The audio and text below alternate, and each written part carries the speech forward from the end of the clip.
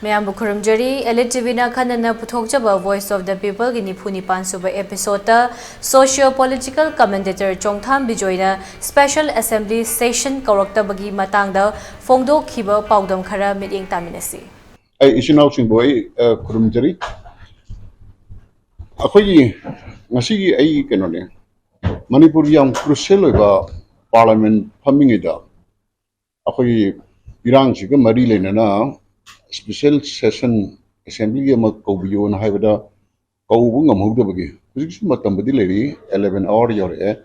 masigi matang dai kitang pen da bakara phungdok chagena masigi press meche kaujabane akhoi laiba khudingi ningtam ngakna ba paisa yam changna maintain tawa magi military force loin leinari hariba military force che lan tawu tawdaba makhoi khudong chaba tolodagi hena machagi mingchenba travel allowance karigra mayam piraga paisa changna maintain taroga thamine lanmi kharadi akhoi mapunsida lan amuta thenadana retire togi bisi yawi adubo karigama lan ama lakpa matamda lan changu yadaba natraga lan phamdagi chelatba lan mi singdi Araga akan badandi pinay. Akan badandi si leba karatadi kudakta firing squad na kapaga hat pasiyaw. Naan kay noy sarkar na thakta na larga na thau tarum day lurubatan jasda karigi noy lan yawri darwino karigi ki tinas lino haibagi badandi da. Mata usung na hujik Manipur gi MLA mayam che. Manipur Sarkar amasung assembly na tham da makogi mathau taunaba lupa lakh ani hena piraga thamine adugi je mathakta makogi atei khudong jaba kaya su piri local area development fund gumba kari gumba mayam piri ngoi special power piri kari gi damutna se constitution na makoi da piba mathau pangthok na bagi damutne ada sigumba mathau pangthok taba MLA singche masi army gi deserter adugumbane haiba akoi yare MLA singda army gi deserter singda pina badandi adugumba lodi leite election reform da su akoi right to recall pamdradi MLA singje amuk kendraduna amuk tohan bai ai habagdo akoi law ina sanadri proposal kaya lena ragasu madu hosipoti sanadri aduga haijani wahundi handak akhoi lalak sida maruina akhoi tampak tele MLA ni phuse makhoi performance yam pendeba koki singi MLA taragi matang da haijar roi moidi yamna farm oiba amasung moi arepa phire mam lawro legre naga singju aya mamatam da makhoi MLA singchi makhoi miyamgi interest khangna warep lawa lawdaba boycott tawba tawdaba lay khwaidagi lurigi akhoi mot amta manadri se akhoi tampaki MLA singchile hanakchi irang manung sida akhoi special session nama akhanna session ma kawse yam tangai phagidabane ba tangai phadi se atai matandagi jo hena crucial hoy kari marumne da parliament session chatharingida Parliament of Manipur gi irang na maram oidna Parliament karak adjourn toringegi chairak sida matam sana akhoigi assembly sida tawriba irang siga mari leinana road map ama phajana puthokpa aduga akhoina khanagadaba Manipur khakti ba special pafam kaya ama khanaraga Parliament da lan khalogudabane ba masida akhoina ugodorisi yam yami Number 1 da akhoi tampaki leriba MLA singche si akhoi Manipur na natraga akhoi maitai na isagi lengak pa ngamba leader lairabra laitriba se masi akhoi na khangbo yaramba matam neba hojik akhoi je center gi remote control da sason torai se koi reba akhoi gi leriba elected member singchi luruba tanjada natraga chamba issue kaya da su Center gi yakama yaudrodi thabuk tawbung ngamdabagi kenose karigumba special session ma phamaga makoina thangali ba road map se Prime Minister respect tona lobibra lobidabra hai ba se Prime Minister gi speech ta reflect tor ei torte hai ru da khangma ngamdoi neba aduna central government gi di moina thopa ma torkani but moina toroi do akhoi MLA singsina prajana pa matung ina akhoi lawbu ware to ikai khumna bibra khumna dabra haise masi hoji toi khangma matam oire natragadi central remote control sum tawrga akhoi problem kudimak solve to bigani na khanbi ragadi akhoi gi pashating na MLA natraga mantri mayam natraga assembly leirubai thido na kana dreba direct PR hamga adum chalai bibina phare adubu constitution akhoi election tawduna assembly sida ahi ategi de hajarora tampak tariba maitei amri muslim mayam chigidi lurba tanjada nakoina puthokpa warep loro center da thangalo haibgi chanabi do ona tainana chakreba asomdagi pirapko warep ta akoina copy ta boi phemni tai maduna manipur miyamgi ningkha tamba natraga akhoi apambagi kanado akhoi kaeba akhoi india gi federalism gi idea da su akhoi manipur na phajana mapung phana pangthokpa ngamdre hojik assembly da akhoi special session ma kabi hoise akhoi mamang da karak warep laukraba manipur kaiba yaroi natraga se separate administration yaroi kaina haiba adugumrudi rhetoric on greba adugumrudi amuksa na akhoi warep lau darkar sleitre maya mamang da karak laugre Manipur kaiba yaroi je ahumluk laugraba inka adubu hojik si Manipur da tawriba threat se makhal ahumni amana akhoi law and order gi manung chali akhoi kuki ga maiti ga dongnariba class law and order habachidi home department gi makha da lei adugi chu mathakta state subject adagi atopa yamna kiningai boibamna mapan gi luching baching su kyarak haigre thajal eiba siphai masing sidagi su koina khangba ngame marudi Manipur da external aggression gi threat ama yam chauna leire je koi khange prajasi khange adu mayek chena khangdeba akhoi lam chu da karimba lantham am obe tarabdi akhoi je mayek chena khangbagi right to akhoi da leib india na kam sem sare tawriba threat na kam kan ma threat no oithokpa yabana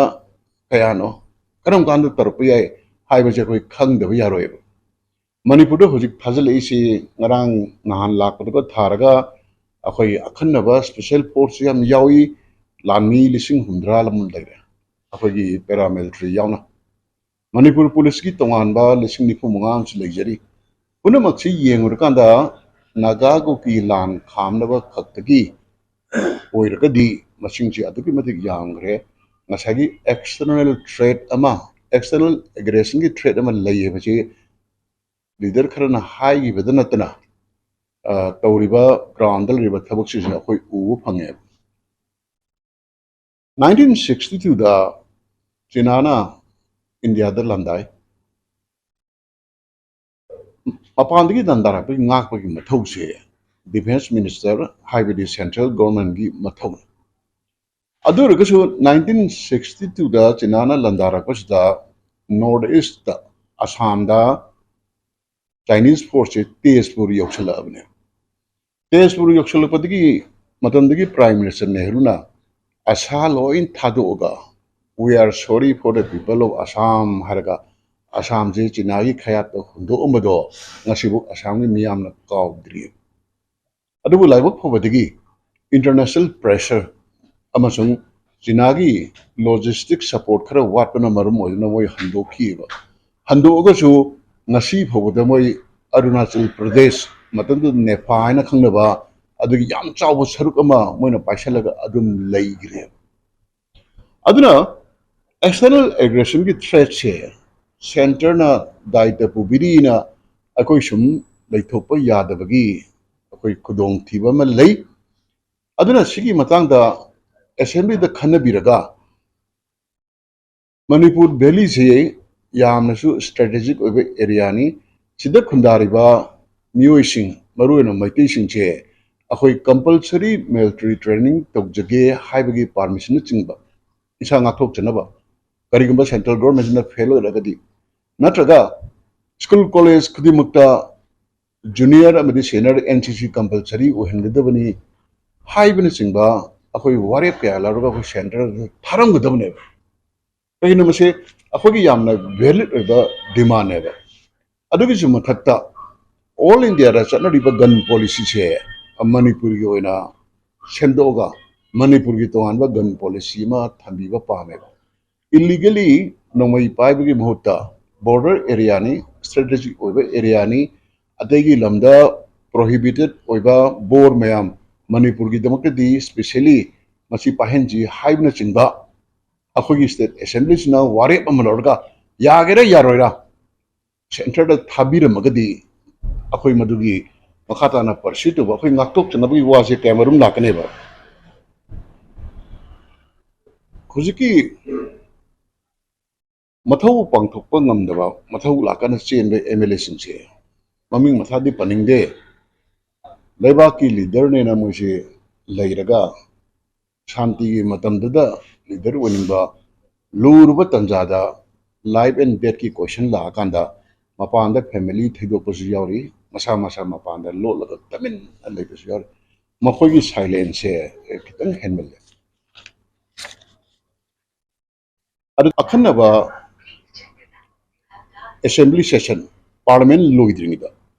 masida khanaba darkar oiramise akhoi su suspension operation je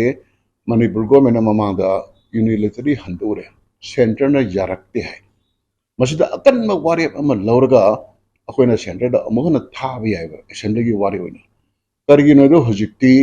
praman leire akogi kuki militant suspension operation da yawo yawdaba moi punamak che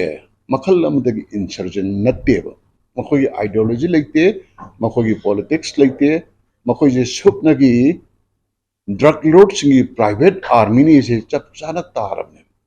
adugumba drug lord singi private army se 2005 da bharat sarkar na private army dugo maintain taunaba stipend lising manga taru pidana thamamba je mase bharat sarkar ki khwari soibani makoina tasengna intelligence report watba suda yauriga militant sing ukila lo sing yaudaba jo makogi mathau maroi base extortion tawba thikadar gi paisa manba aduga election da interfere tawba moi leibusna manipur gi chinggi lamda election leitre selection wina leire harisu moi asi leibina ne makoi je neutralize tawam changi khwaidagi maru badi sudagi handopa haiba demands da makoi stipend sing do kakhibda achobo sarup mo igani daga thaisen hando ogadi makoi exist tawang mo masi je assembly da warip arong dom neba akhoi tampaki MLA nifu jigi manungda congress ki manga amdi akhoi special session parliament loidrimida tobiu ana hanjan governor da karida hawki bi paw ai ohumlak thenakre aduga atai di BJP gi su BJP da support tawriga singju JDU dagi BJP da tawjangiba MLA singju kana ko mamtana special session gi wafam pandri se kari gi no ai khoi je isana isagi warep lobung mi isana isagi phanabagi damakta ai khoi gi lengak pangam jege se center da utpa matam yaure adugi se matakta assembly lorpa warep se asomna yagere yaroina logi matungina khoi lebak ki disi darkar le nasai na haijaba military training gumba gun license sendokpa gumba gun policy sendokpa NCC training gumba sigumba mayam se akhoi gi hingna bu darkar le rabne 1962 da akhoi China na changjale India na ngak pangamdre Assamese people singje adum upai le den taler China na handoki bi phabo ne ba handaksu akhoi loi khange China amadi Burma gi military junta pullaga Manipur sida front ma hangna ba plan tawri se akhanga hin haibde hoi tare adugi jum mathakta America ambassador na pi gi ingit matungina mana di mateng pangani kotkani harapani haina dabo kenoni ado timing chadana mana hari is karigino America gi policy di anywhere China gi friend ma hangmo matanda akona challenge tawni akona contest tawni hype ko chap anei adumai tawdna oithokpa yabagi manung di chanda hojimakti akona masi khudong di baji udriba shamin phangdriba karigwa Manipur sing ngakpa matanda mori amadi keno sing ngak lakpa ngamakda khajitang khongpam choidana Bharat Sarkar gi leiriba army mayam sina akhoi kitang khongpam handar ko matamda kuki sing si number 1 opportunist neba moina mang tharga moina lit taraga Manipur tampak si dama khoi ina pamjar aba kuki homeland jalengam chembagi mangumda pusalakpa yabagi khudong ti busu leyeba karima lan dong nargabadi India su akan military power mo oire adu China su akan military power siguma possibility se akoina bhapna sabani thol oina leithok ase masi lan gani masigi damukta Manipur assembly na MLN ni fusigalena yamna mek singma road map se yagodrise kukina ko de lan hore war declare dun yam chire yung bi meja makoi kamai to na dandi pi gani logi matung ina kyam pi bang ngani irang se kamai na lotion gani sokriba economy se kamai na improve ta gani larik tamhudraba angang sing kamai na tamhan gani larik tam risi kuire mamang do covid ki kana generation mamang dri ne si puno mo se kamai na recover ta gani heba central government su yan bang ngudaba aduga Manipuri Prajanasu Yanaba road pe ama same aga thagalamudam neba ngasi akina ngangjaba namisi di parliament session loidringida assembly session akana bong ko waje 11 hour yoksade ngasi tarik ni still aini am pamjaramadi prime minister na wangang dringida akogi assembly resolution ma thaningame ba hari mem Manipur ng hui ka hello separate mission yaro ina wa ko ne adugum nataba MLA sigje wakal thadaraga akhangai myam tanaraga tapakta tariba maiti akhoi gi sigi road map si inji santi ji sumai proxy haiba adu road map to yenging mani adubu tawidre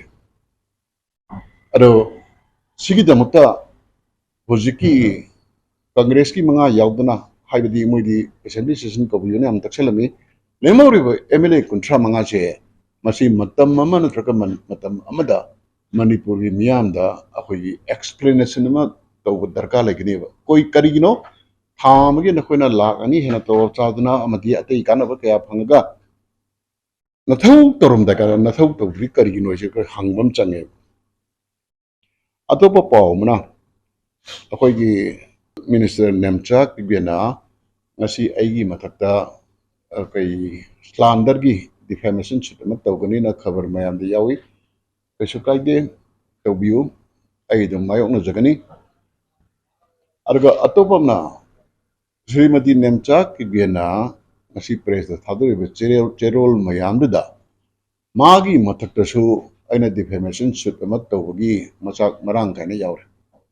number 1 da kari yawi BJP na aibu tanthoropi matang che court case ladiwa wafam ne se ma khangu draman adugi matang da mana seran toran khara pallido maro koi sub judice we madu ma akhogi aran thabani ani subuda mana sauman gidna aingu on the season riba adjective mayam do madu honorable minister amana